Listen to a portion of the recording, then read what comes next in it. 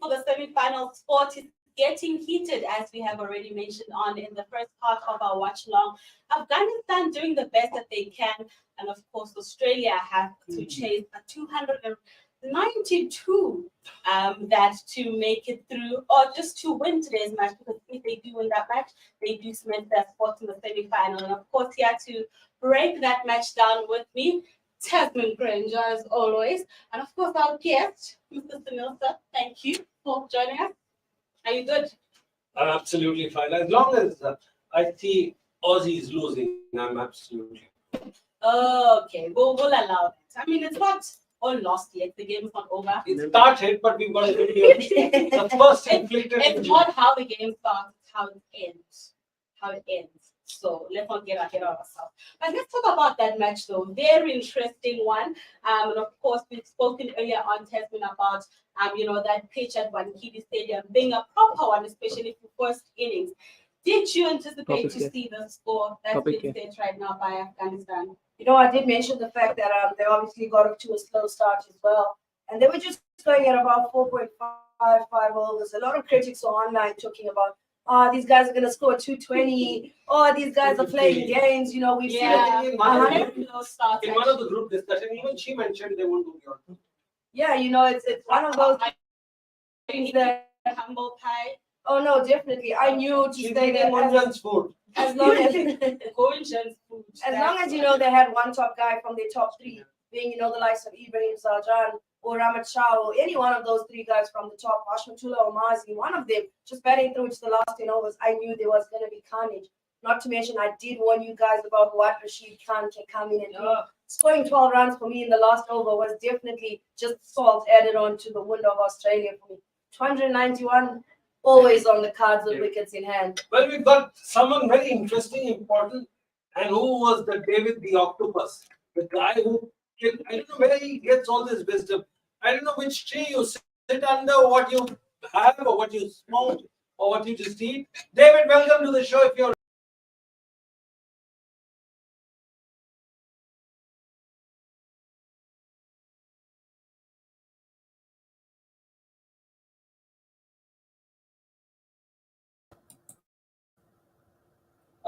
great wisdom.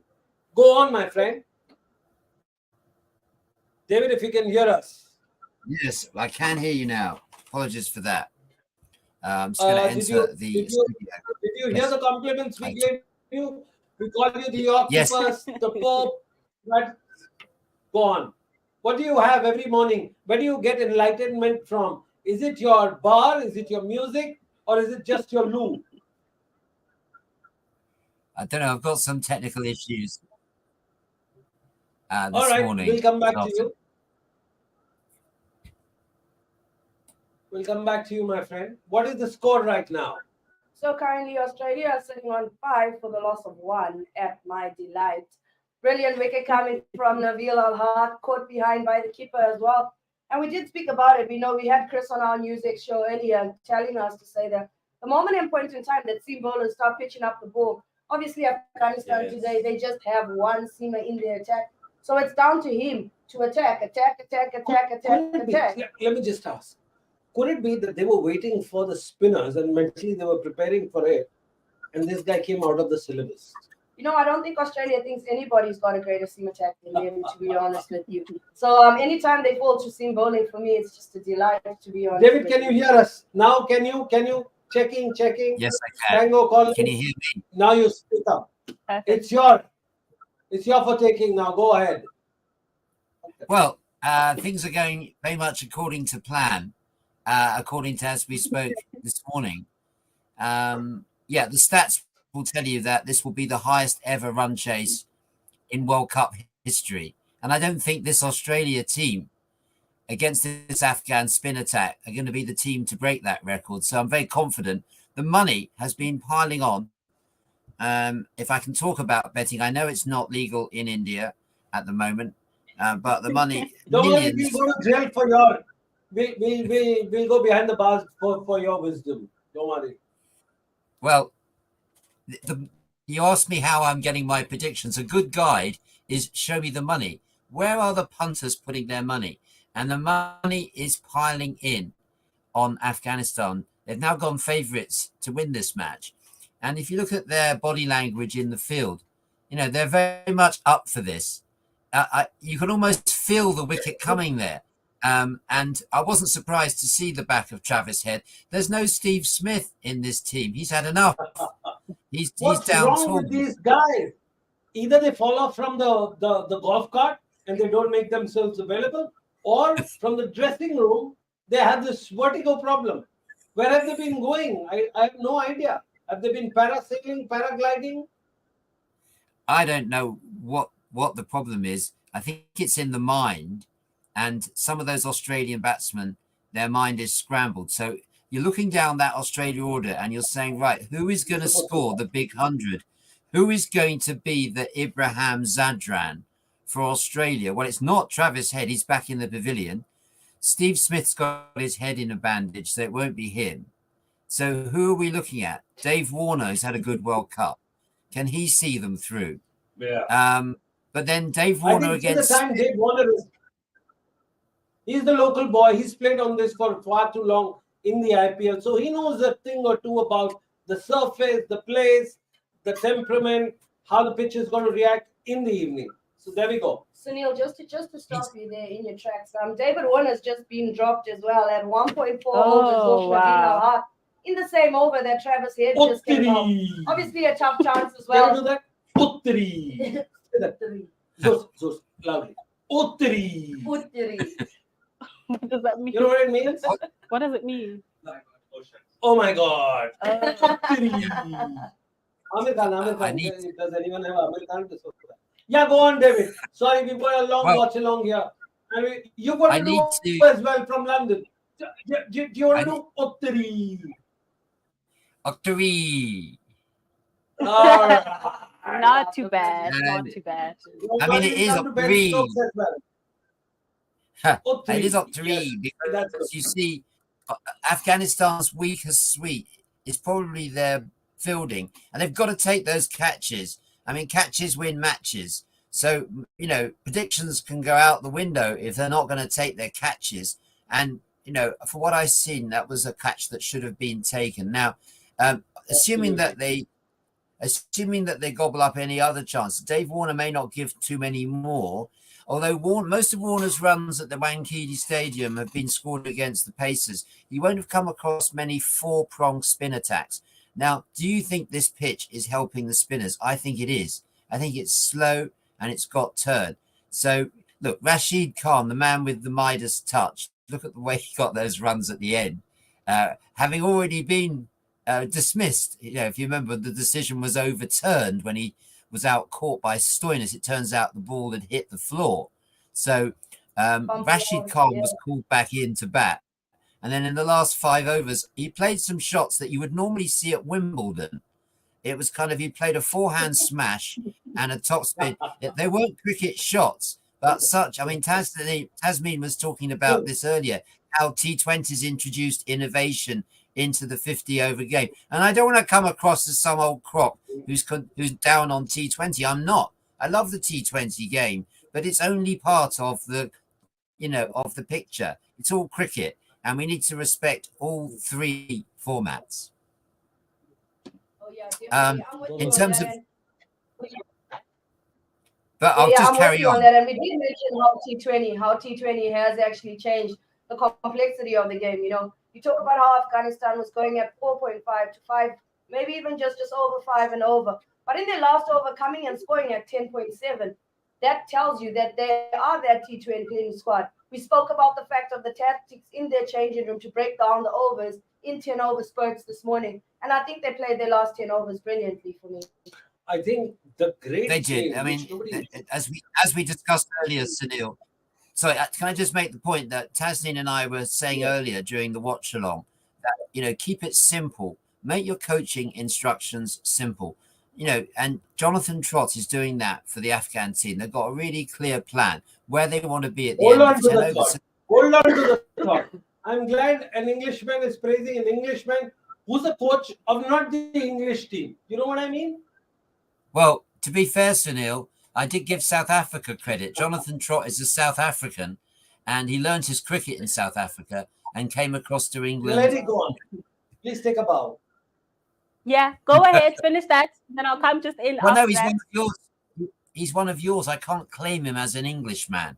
He was always a South African Yeah. playing for England.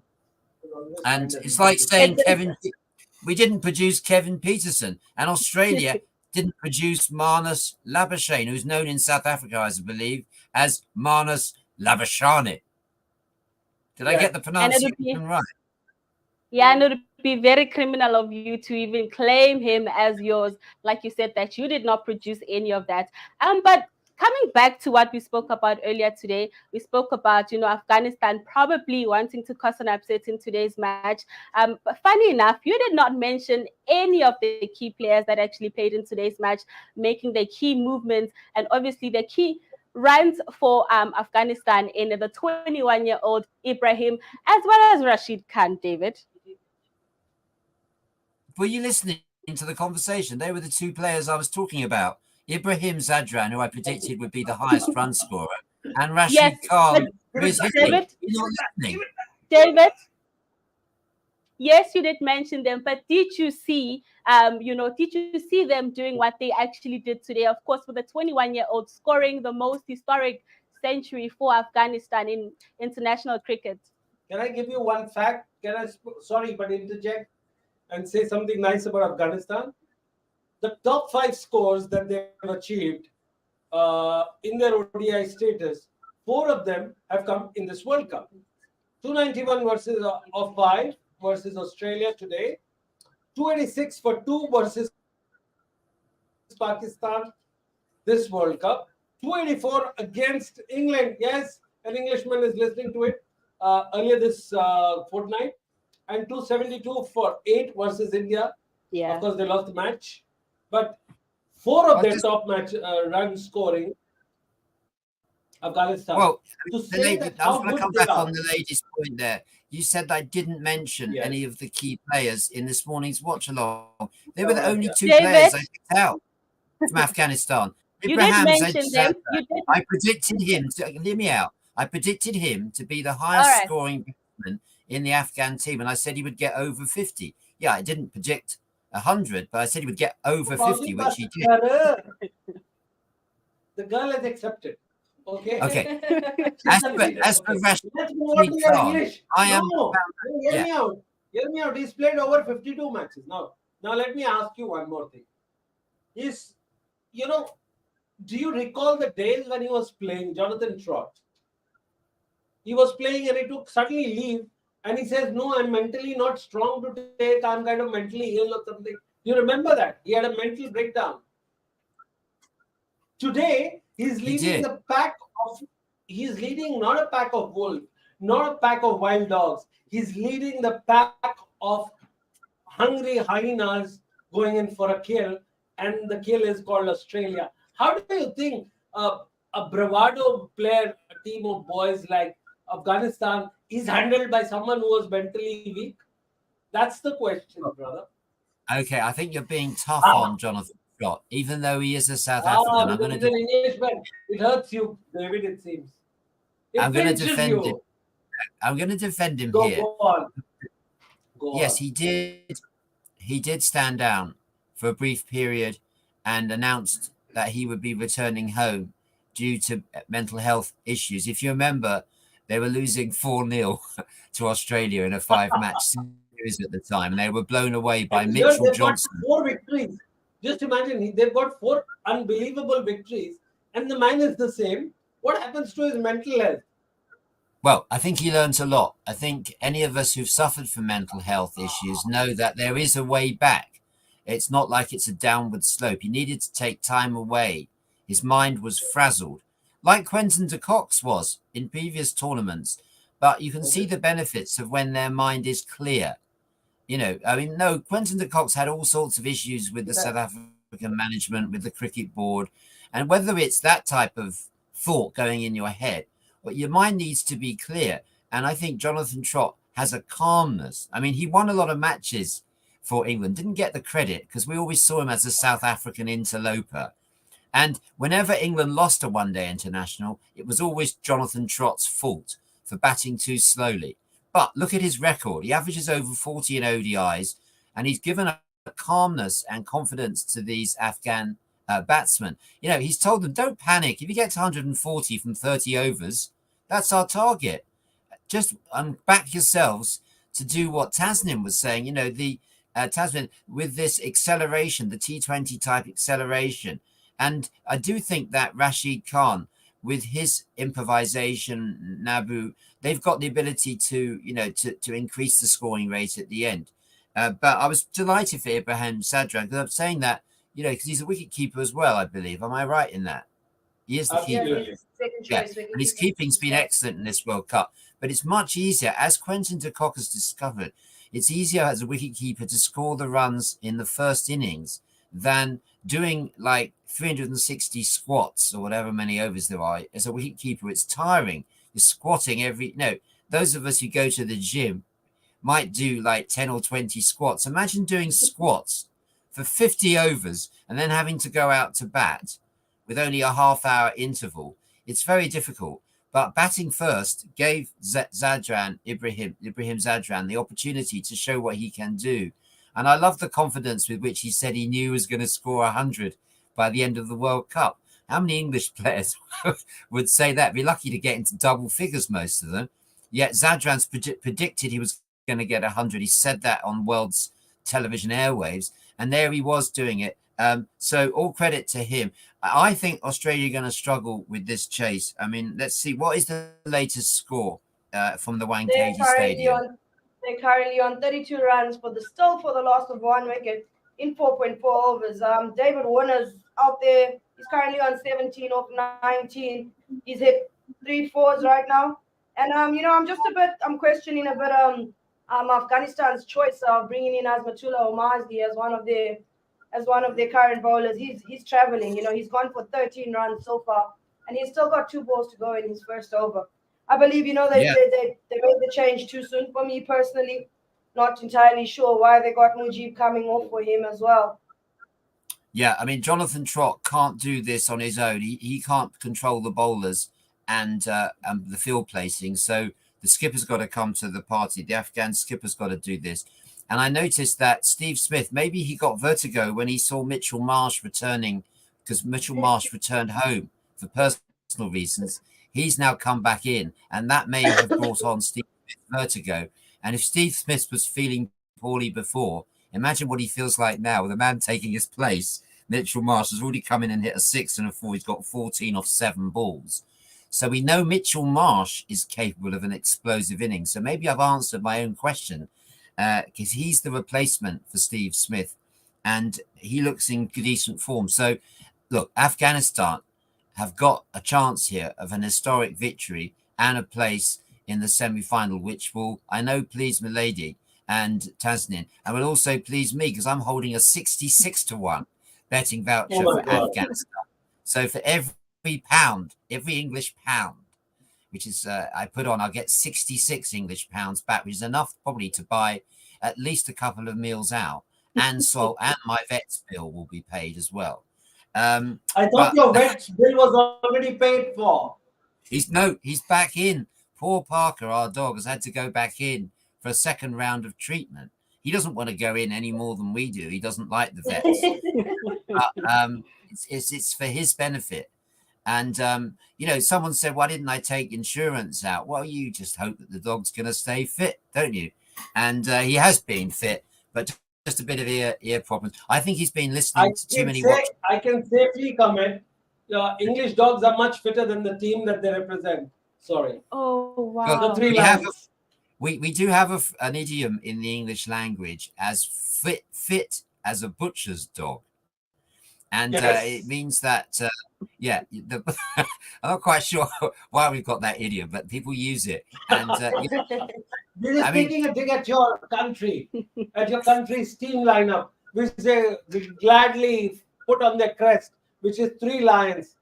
I don't know what they should be replacing. Let's ask the African ladies. Some of them aren't fit to wear that. Look at the current table standing. What animal would you replace the lions from? Because, David, I want to relocate to your country, I would say only the nice things. So I'll think of something nice to say about your team. Although they've been looking so horrible over this tournament. It's called Not looking compromising like on the. It's called stuff. no, I've no, got no, no, something no, nice to no. say. That Yeah, seems right. She just admitted that No, she no, no. said just because I want to migrate to your country, I will not be mean to you. Is that what she said? No, no, But no. they're at the bottom of the table. They are, How but can I you was say still that? getting to a point. So I was saying just because they're doing very badly, of which they've been doing very badly, doesn't mean that I should be mean. Although, Why not? That's what cricket is all because about. everybody's being He's so been mean. So okay, David cool. has been mean to his own countrymen. He's not I'll be the I've only got one two. who's being nice to your team. But yeah, they've been I've very got, horrible in this entire tournament. But at least there's still something to play for if they can still qualify for that ICC Championship trophy. Seems like that's the only thing that they can actually work on and just redeem themselves. yeah, I think David, England David, will not be in. let me just take on this girl right now. In the blue corner and the red corner fight. Do you realize that even South Africa was playing so badly that they were just about to be eliminated and go to the qualifiers to qualify? Do you remember that, David? I do. Teams can bounce back, and I'm going to say Which is exactly what they did. I can think of two nice things to say about England. The first one is that English cricket has a lot more money than Afghanistan cricket. So they'll probably tap up Jonathan Trott as their next coach. I've heard there's already been conversations between an England member of the selection panel and Jonathan Trott, and I've got that on good authority. I'm not saying for a moment that Jonathan Trott would entertain a move to England during a tournament like this, but don't be surprised if England swoop in and take him as their ODI coach. Don't be surprised, because that's it's the easy way out, isn't it? Buy your way out of trouble. Buy your way. Pay him more than Afghanistan can pay him. Of course, they can pay him more than Afghanistan. Afghanistan's a war-ridden country with very few resources, feeding off the crumbs from the ICC table. England are one of the big three. That's why their performance in the World Cup is inexcusable. To have that amount of resource, you can hire anyone in the world, you can hire any coach, you can top anyone's salary, just like Sunil. You can always get the talent. So they've got the talent, but they're not utilizing it. And there's been talent wasted in that England team, not least the people who didn't make the side. And I look forward to England's series against West Indies. I'm hoping I'm hoping to persuade Sunil to go out and watch it live in Antigua. But after this, England travel to West Indies to play an ODI series and some T20s. No test match. Tasnim will be pleased to hear. After that, they come back to India. You know that they've got a huge tour coming up in India. But more importantly, David, I have to ask you, what happens to Alan Donald, who coaches Bangladesh? One of the greats of the game, South African, great pedigree, great mind, great knowledge. How would he react to yesterday's situation of the timeout? Well, if you look at Alan Donald's record, Alan Donald was a superb fast bowler, one of the most frightening fast bowlers to face in history. His record as a coach is mediocre. He's had spells at Kent as an assistant bowling coach. He didn't even make the main bowling coach role there. So that was about as wishful thinking as West Indies employing Sean Tate as their bowling coach for the trip to Australia. Sean Tate, a person who never managed to play more than a couple of test matches before breaking down. Now, the odd thing is that there was a ready-made replacement in Ambassador Courtney Walsh, one of the finest fast bowlers ever to play for West Indies. When he was bowling coach of Bangladesh, which he was, they did a whole lot better, Sunil. And the fact that Alan Donald's taken over is indicative of a decline in the main bowlers. Now, why is that? Why is Alan Donald, who was such a good bowler, not able to instill the same improvement or to get any improvement out of those Bangladesh bowlers? And that's down to his personality, which is abrasive. He's an abrasive South African, Afrikaans. He doesn't have experience of the subcontinent. He probably grew up under apartheid. He doesn't have the experience of dealing with Asian West Indian players. Sean Tate doesn't have it either. That's an accident waiting to happen. You know, they should have stuck with Courtney Walsh. He was doing a top job with the bowlers in Bangladesh, and their decline dates from one of the appointments that they got wrong. For all of was you that who that don't of know, for all of you who don't know, David is a good friend of Courtney Walsh. And last time, when was the last time you spoke to him? Just tell us. Just let the secret out. I'm so sorry for being a. the reason I'm a good, I have. Courtney likes me. He's one of the cricketers who will give me an interview, and that's because I have consistently talked him up. Look at his record. He's the highest wicket taker of a fast bowler. He held that record until it was broken by Jimmy Anderson. And let's face it, any record that Jimmy Anderson breaks is almost statistically likely because he keeps on playing. The guy's still playing, and he's 42. Absolutely. And he's still playing. Courtney Walsh broke the record in a lot less time when he was in his 30s. And I think Courtney has been not bad. Well, the answer to your question, Sunil, as you know, is I was on a program with him in the Caribbean on Tuesday, where I was able to say hi for the first time in a while. I wouldn't say like he's a friend I can call for a game of poker or dominoes. Do you know who he plays dominoes Can you with? get him on a watch along? Can you get him on a watch along live with us, even for 5 minutes? I only make predictions. I don't promise promises. The Courtney Walsh. Do you know who he plays? You know who he plays dominoes with every night in Jamaica? Usain Bolt. If he goes to the back of Courtney, he plays with Usain Bolt. If you go to his restaurant, which is called Cuddy's, he's got a very nice burger a very upmarket quality burger restaurant in the middle of Kingston, and it's the place you get dressed up to go to eat. It's one of those, and in the back room. Yes, we can go there. I'll sponsor your trip if you promise to make me meet Usain Bolt for a 10-minute one-on-one session with him. Well, that's I'm one just of going the. to interrupt both of you here and just give you a current match update, just to bring you guys back to the cricket. You know, that is why we are here as well at the end of the day. And this is what's going on in the current game today between Afghanistan and Australia. Afghanistan have just taken another wicket at the courtesy of Naveen Al-Haq, and that is Mitchell Marsh gone right now. He is out. He just scored. He was in for not a long time, maybe just a good time. But Mitchell Marsh out with 24 off just 11 balls. And currently the score right now is 43 for the loss of 2 wickets for Australia in 5.6 overs. Well, the required. I'm just going to hand over to Naledi here to pick you guys' brain for a while. And we just want to get your take on a couple of things right now.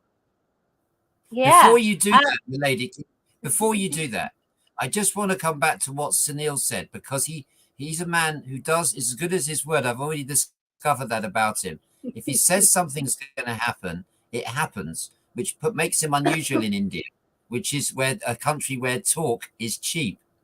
But so I'm interested in that. Wow. I'm interested in the deal that Sunil just proposed, which is sponsoring a trip, presumably both of us, to Jamaica. If I can line up a meeting with Usain Bolt, well, I know where to find him. He's going to be playing dominoes with Courtney Walsh at the back of Cuddy's in Kingston. So I'm going to clear my diary for that one. I've just applied for a new passport. I lost my last one. That trip, we could go from Jamaica to Antigua and catch the ODI between a new. I mean, there's 4 of us here. How is it only for the 2 of you guys? Please take me with you. I'm going to make that a condition. You guys might need a guide. You might get lost, at the end of the day. Well, I just happen to be a big Caribbean fan as well. I was given some advice once when I tried to join the MCC. I'm now a full member. I was trying to get some of my friends in at the same time, and a fellow leaned over to me and said, "Get yourself in first, lad." And I would say the same thing now. Okay, on that note, lady, you asked me a question. Why don't you? Okay, we'll do a cheaper version of that. Why don't we get Roland Butcher on this watch along or on our channel, having a discussion on what went wrong with West Indies or how they can make a resurgence? Do you think that'll make a great discussion? Incidentally, I do. Roland Butcher is the first West Indian to play for England. Go on. Yes, Roland Butcher, the first black player to play for England way back in the 1970s. He's just had his 70th birthday, but you would never guess that from looking at him. He's so sprightly, and he continues his work. He's a national selector now for West Indies. But unlike other people who hold office, he's not afraid to speak his mind. Yes, I can get you Roland Butcher. I'm prepared to guarantee that on the airways. Roland is because he's keen to share his knowledge. He, like me, believes that the better the coverage of cricket, the more people will enjoy it. And how can you enjoy a series when no one's talking about it and no one's bringing you the latest updates? On that, I'm really pleased to see that Mitchell Marsh is back in the hutch. That was a dangerous player. Labuschagn's going to take a while to get going, and he's got a required run rate now of 6.67. Watch that rise in the next 5 overs. Can I just comment on the ladies' question about saying something nice about England? I don't want you to think they've just got the money. The talent is there. You will see them in the Caribbean when England take that team over. They'll have a new look side, hopefully with a new captain and new coach. And you'll see players like Harry Brook, who really didn't get a chance in this World Cup, only a couple of matches. Phil Salt, who is a like replacement for Joss Butler. Yes, I would give Joss a rest. I'd say go for a lie down, Joss. You've been playing so much domestic franchise cricket, you've forgotten what it takes to play international cricket. Because let's face it, at the end of the day, these 20-over franchise competitions, they're domestic cricket. They're not international. You're not facing 5 international class bowlers. You might get 1 or 2, but you won't get 5. And so success in franchise cricket is no guarantee of success in this tournament. And we've seen that. The quality players coming through have been there and done it in international cricket, or in the case of Ibrahim Zadran, have got the potential to be, because he's only 21, so the world's in front of him. But these players that are playing franchise cricket at the end of their careers, stay away from them. Don't pick them in international games. They're thinking of their mortgage, their bank account. They're thinking about how much money they need for their retirement. They're probably planning a kitchen extension or a new shed in the garden. Let them get on with it. Or in the case of Adil Rashid, his fish and chip business that he's opened with whistleblower Azim Rafiq. Let them get on with it. And let's have players who want to build their future in international cricket, because that's what's going to count in tournaments like this. Just to go a bit back, you spoke about mental health just a bit earlier on, and we have a player here. I'm very fascinated when it comes to mental health of athletes, because it seems like a lot of people are just being so hard on them, forgetting that they're also human. Mistakes happen. We're also being so hard on the teams that have not performed well as expected. But how does that affect players' mental health? Yeah, I think it's a big deal that it's the way the world works out here. The moment you talk about something like mental health, fingers are pointed at you, or being weak, or being whatever the case may be. You look at tennis players not so long ago, inside the WTP in Wimbledon not so long ago. You had a player step back because she said it was too much for Naomi her. Osaka. It was, Naomi Osaka. She came back and she took the championship away from everybody after taking a mental health break as well. So I get where people come from, and I totally agree that people may scorn it down, because as a regular human being, not in the face of the game, not constantly in the public eye, there's no way you can put yourself in the situation and understand. We've seen Shakib Al Hassan leave about a week ago or 2 weeks ago, citing just he needed to go away and have a break. He came back yesterday, and he's the reason why I believe Bangladesh was on the right foot last night in the game that happened as well. So for me, it's a big deal. I don't expect the average human being to understand the toll it takes to be able to take the scorn from not just the media, not just from the people outside there. Once you're an international player and once you live in the spotlight, you have no privacy. There is no private moments to just get away from everything. Everybody and anybody will have a personal opinion about things they never actually know what's going on in a person's life. Yeah. So I'm not one to talk down on mental health, because I know the role it does play on a player. And David, I'm going to just bring you back and point back to something we had a chat about this morning about Test cricket. You mentioned that Test cricket is a mental game at the end. ODI cricket, T20 cricket, this might just be a touch of the mental institution that you have to put into the game as well. But Test cricket, it takes a lot of a person, I believe, to play 5 days of cricket and actually stick it out. It's not just down to your physical fitness anymore, but your mental fitness as well that plays the game out for you as well. So mental health for me is actually a really big deal at the end of the day. There's no way you're going to step into a 5-day game believing that you're capable or believing that you're able to, if physically, even if your body's fit enough. And it's not just mental health in the cases of what people in the public media face about you. Because when you're an athlete, everybody has an opinion, but it goes as far as the public opinion of your families. It goes as far as the public opinion of your coaches, not just them alone, but your teammates as well. Not forgetting that this is not an individual sport at the end of the day. This is a sport where it takes 11 people to contribute for a result to come out of a match as well. So I do believe, that mental health does play a super big role in this. Takes a toll of the athletes as well. As it's a big deal because your life is constantly out in the media. We spoke about it earlier. People talk about Virat Kohli being known for his flashy cars and whatever the deal is. Yeah. It's his money. He's making his money. He gets to spend it however he wants. If he wants to be the next Michael Jackson and build a zoo in his backyard, that's up to him. It's not down to public opinion how he should spend his money and where he should be spending it. Bringing you in, David, on that. Yeah, what are your overall? You give me some new information there. I did. Yes. Well, you can for go a on. start, I don't know what car Virat Kohli drives. Yeah, I don't know what car Virat Kohli drives. You give me some new information there and said it's flashy. If I was in his position, I too would have a flashy car. But just on this subject of mental health, yeah, I mean, one of the next batsman in, the next cab of the rank, the next batsman in, Glenn Maxwell, has had much publicised issues with mental health because it's not just being in the spotlight that adds to the pressure. And my God, there's been pressure today in front of whatever, was it 40,000 people in the Wankhede Stadium and all the media attention. But it's also the effect it has. It's being in the public eye. But what happens when you're dropped? Maxwell's been dropped more times than I was going to say the batsman against India in that game when England put down 3 chances. But Maxwell's been in and out of the team, so in and out of that public spotlight, and yet you're expected to perform.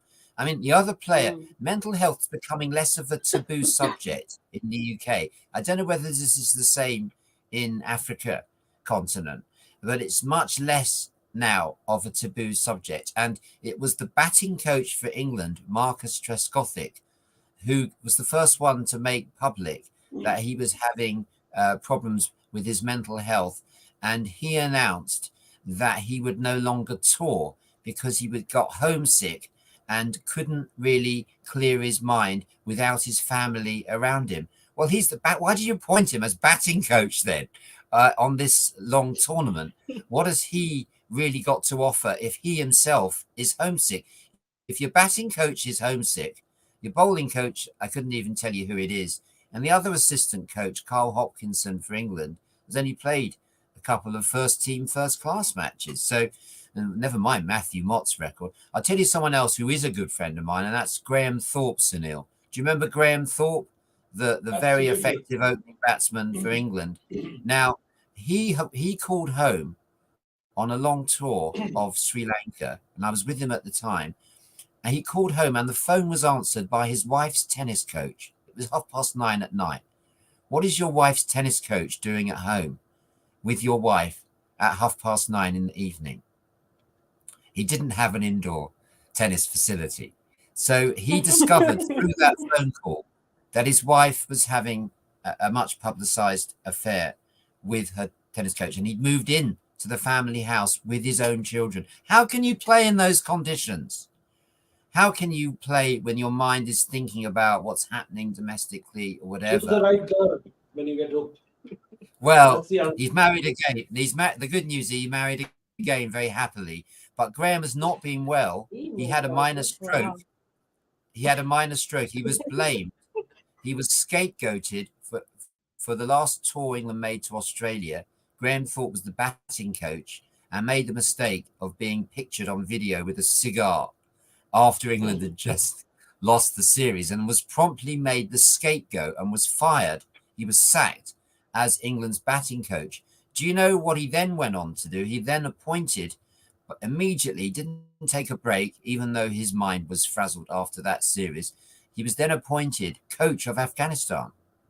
Jonathan Trott was not the first choice. It was Graham Thorpe was the first choice. But unfortunately, Graham then suffered a stroke, which has been quite serious. He's still in hospital a year later. He's got problems with his balance and coordination and may never be able to coach again. So there's a warning there. If you don't address these mental health issues and you don't either pull out altogether or seek treatment and you bottle it all up, this can happen to any of us. And Graham Thorpe was a really fit athlete. He was still very fit as a coach. He was in the gym every day, I know.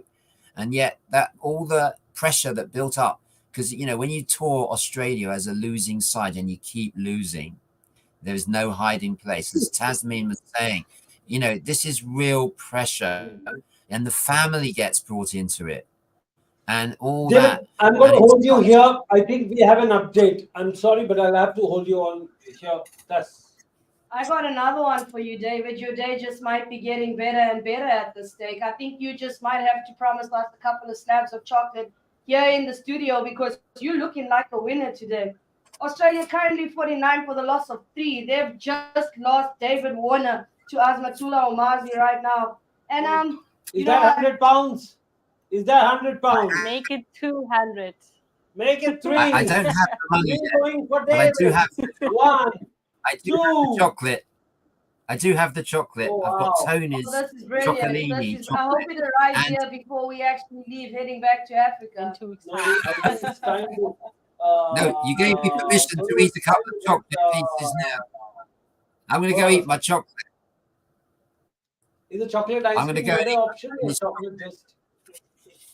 Chocolate bar. We'll show you our new Can't we have- chocolate Oh obsession. yeah. Don't worry. We'll let you know. Yeah? But yeah, Yeah, we we got found a chocolate new obsession, jam. Don't Ooh. worry.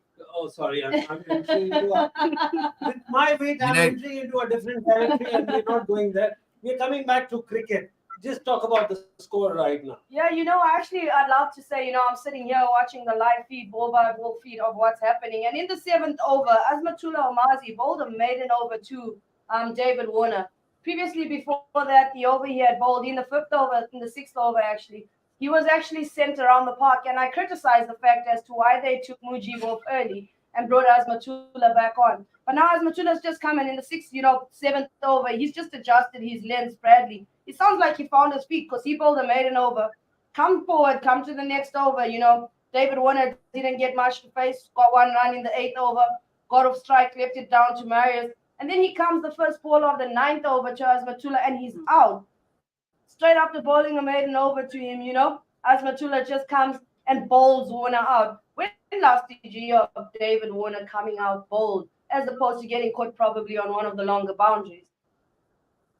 You see, that's the pressure of dot balls there. And look, the Australia required run rate, okay, it's just under 6. Maybe Warner felt he was getting bogged down, but that's 3 important wickets now, 3 down for Australia. Hold on, And make that 4, David. Oh, wow. Make that 4. I've been talking all Game day. over. I've been talking all day that Josh Ingles is struggling to play against spin. In his past 2 games, he's been dismissed by spin. And Azmatullah Omazi is looking right down the track of taking a hat-trick right now. He's just got Josh Ingles out for 0 on his first ball. He's walking away with the golden duck on his way back to the pavilion. Right now, Australia is sitting on 49 for the loss of 4 wickets. All you have to do Not is, in looking good for 8.2 I'll tell you Australia. what you have to do. You raise your hands. I'm going to tell you. Raise your hands. Do one like this. I mean, No. what is Josh Inglis doing in that Australia side? Again, let's put the focus on the coach, Andrew What is McDonald. England doing in the Cricket World Cup? You explain that first. Mr. Well, Englishman. What is England if doing? you were It's just being Australian- nice butler. If you were Australian, Sunil, would you pick an Englishman to play for you at number 6? Josh Inglis was born in Headingley in Leeds. He's English. He went over at the age of 16 to Australia, and he's just got another low score, first baller. What is he doing in the team when you've got Carey as your other wicketkeeper? Now, again, it comes back to the coach and the selection. What is going on with Andrew McDonald, the coach? What's his name? The captain of Australia.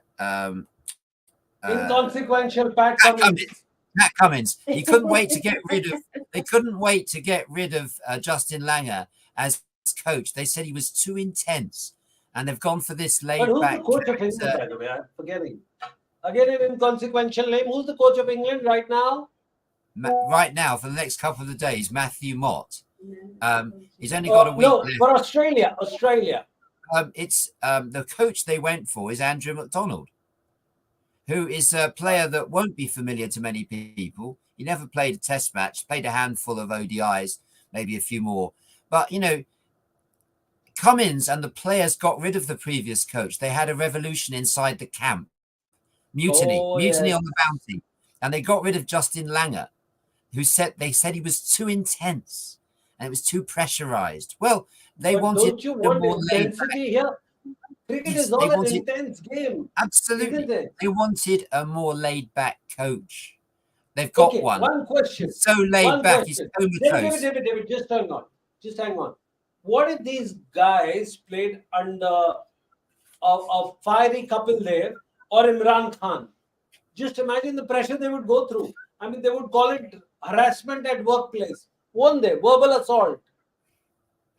You would have to do that, you know, and you do hear stories about, you know, people that succeed in sport as being incredibly intense and disciplined. Of course. I mean, Marnus Labuschagne has been criticized as being too intense.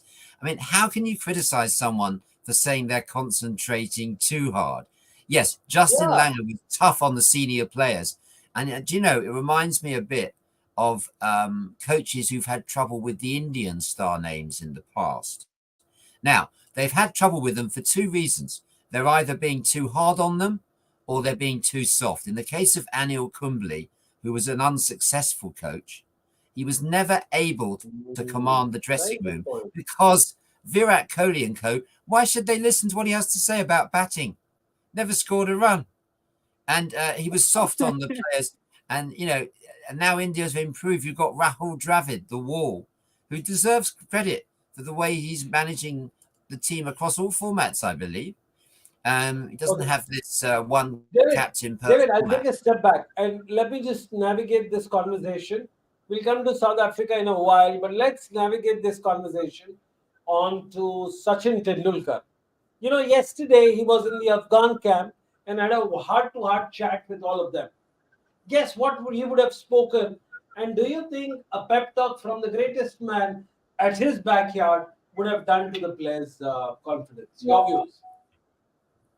Oh, it would have been tremendous. And indeed, Ibrahim Zadran, in his post-match interview, paid his respects to Sachin Tendulkar.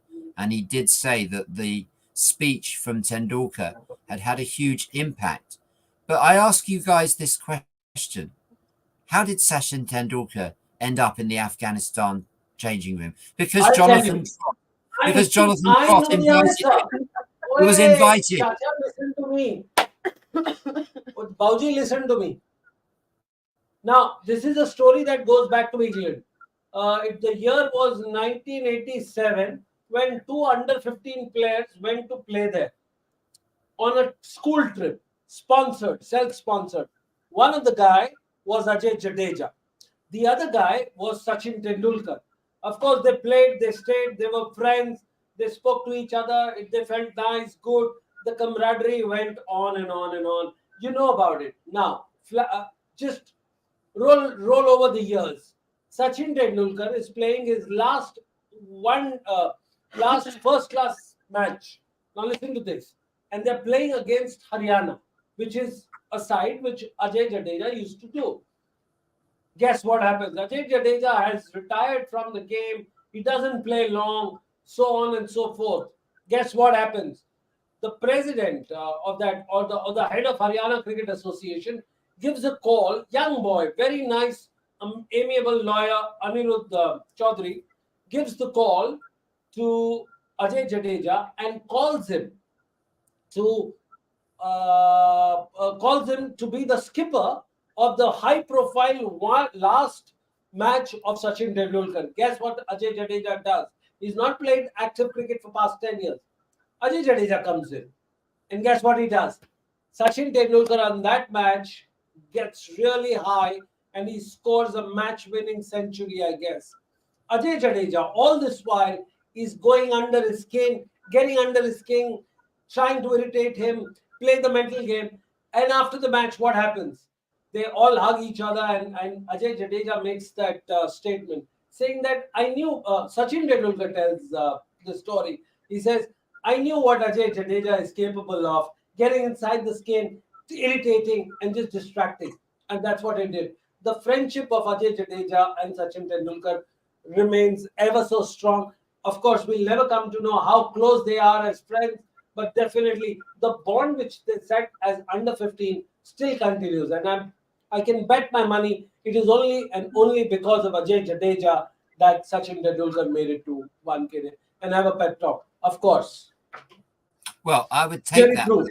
I would take that bet because it still takes two to tango. The invitation must have come from Jonathan Trott, or at least would have been approved by Jonathan अरे Trott. भाई You don't get, अंग्रेज है you यार don't ये. get to walk in. Put it like this: you don't get to walk into an No, Afghanistan. it came from Queen Mother, the Yes. Elizabeth, then went to Prince Phillips or the King Phillips, then went to Kate Middleton, and then through that Jonathan Trott. Look, we've just Long had live the King. Queen is dead. Long live the Queen. well, we've had the King's speech today. King Charles III has given his first speech today, and I wasn't Has he? able to watch it because I prefer. Did he mention butter chicken or butter chicken curry or something? Is that? If Yeah. not, we are not interested. Well, I We wasn't just able have to 3 listen minutes to it. before we wrap up. We just I have wasn't 3 able to- minutes before we wrap up. I wasn't able to Tell us listen. something nice. Well, Sing I us a wasn't- song. I do sing. I know wasn't able to listen to the. I wasn't able to listen to the King's speech because I was listening to you instead and watching you and the watch along, which has been great. So that's what the nice thing I'm going to say is how wonderful the coverage has been. I wish I was there with you. It feels like a whole lot of fun, although I don't like the bit about not being able to go out. I do like my walks along the beach and all that sort of thing. So I think the Caribbean would be an ideal place to reward Work on team. it. Get me To 10 reward the minutes with team. Usain Bolt, and it's a deal live here. You and I going there, spending time, doing our Mata Ka Jagrata there. It's an Indian term which you will get to know when you Google it, and we'll come back like priests and saints. Well, So you've got just before we wrap up, I know Another Sunil wicket. and David. I know Oh. Sunil and David can definitely go on and go at each other most of the night. You know, David, I think you just might be the common factor in these extra long conversations because you had me going this afternoon as well, early on in the day, and you seem to just have that effect on people as well. I'm just gonna leave you guys with an update Well, right now. that's, Australia has just slowed down their run scoring. Their current run rate is sitting at 5.36. And the required run rate just creeping on to 6 right now. It just shows to say that, Not too good. I did mention the fact that once they lose Warner and once they lose Travis Head at the top of the order, definitely going to pile on pressure. They have Marius Labuschagne at the crease right now. He's currently on 5 off 10 deliveries, and he's accompanied by Glenn Maxwell, who's on 2 just off 4 balls right now. The current score is 51 for the loss of 4 after 9.3 overs. Most importantly, how was the Well, chai that can I you just had? give you- I love the chai in the studio. You have no idea. Can I just give you one stat to finish on, Sunil? Go on. Afghanistan are now the favourites with the bookmakers. Do you know Oh my that God. worldwide, 82, while we've been speaking, $82 million has been bet on Afghanistan while we've been talking. 82 Are you million. serious? Can I use I'm that serious. for you? There, you can quote me on that. It's on the Betfair. That's just with one bookmaker. 82 million English pounds, actually. So they're more than dollars. How much are you 82 betting? Can you million. bet $10 from 10 pounds from? Do you want to bet? Well, if I put the £10 on this morning, we'd have got £50 back. But now we'd only get one extra pound back. You bet 10 to win 11. You've missed the boat, Sunil. Sunil, you've missed the boat. The train has left the station. Tomorrow we will definitely go on to you. Please PayPal him whatever needs to be done. You please bet on our behalf. But ensure when you go to Antigua and when you meet me, please return all my money that I've won. With pleasure. All right, guys, that's all we had time for. We are waiting for Afghanistan to take the last dagger and and put it in. Just make a dramatic end. I mean, it's Go on. as dramatic as it is the game right now. You're looking at Afghanistan yet to cause another upset in just looking to clinch that semi-final spot. And of course, today was a do or die for Australia, but it seems to not be going their way. So it's a problem. Too bad. All Too right, bad that's for all. them. From Delhi, London, Bulawayo, we say bye-bye. And Thank you, South Shaba Africa, Khair. we say Bye-bye. bye.